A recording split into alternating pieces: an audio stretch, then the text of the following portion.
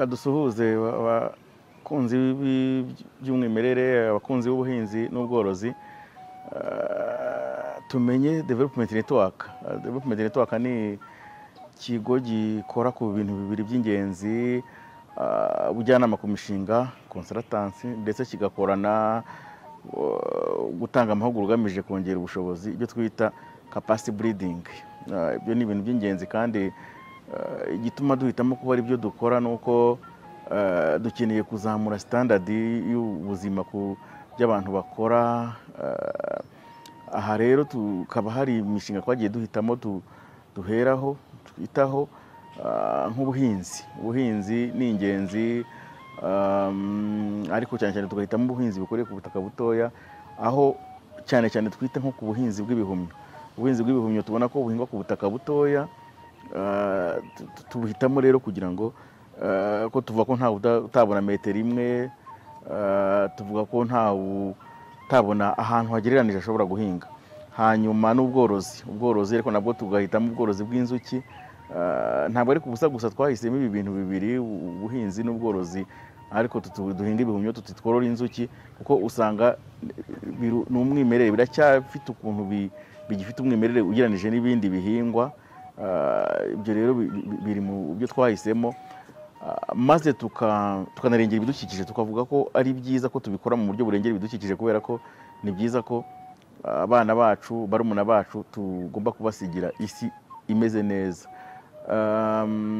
Hanyuma ibyerekeranye n'ubuzima rusange nabyo tubikoraho, public health, ni ukuvuga aho dukora ubujyanama bw'imirire, aho dukora ubujyanama cyane cyane bugendere kurwanya indwara, izi ndwara cyane cyane izitandura, bitwita non-communicable disease cyangwa se maladie non transmissible. Za ndwara zitandura, ubwo turavuga nka diabete, umuvuduko w'umuninde w'amaraso hejuru, hypertension arterielle, indwara nka kanseri, hanyuma za ndwara zo mu nzira z'ubuhumekero zidakira, maladie pulmonaire chronique. Izo ndwara ziri mu byo twibandaho, kandi tukabona ko kugira ngo tubisenye, kugira ngo tuzirwanye, kugira ngo tuzikumire, kugira ngo tuzirinde, ndetse no kugira ngo abamaze kuzirwara babe bashobora gukomeza kubaho, tubona ko ari byiza ko habaho guteza imbere ubu buhinzi buhinga bimwe na bimwe mu bintu bishobora kunganira ubuzima. Hanyuma kandi bimwe mu bihingwa bigenda bicika nabyo ntabwo twabyirengagije, binajyana na bya bihingwa bishyashya, ibihingwa bishya cyangwa se ibihingwa bitamenyerewe mu Rwanda. Ubwo tuba tuvuga nka macadamia, tuba tuvuga nk'umutini, tuba tuvuga pome, bya bihingwa abantu batamenyereye. Ibyo nabyo tubyibandaho.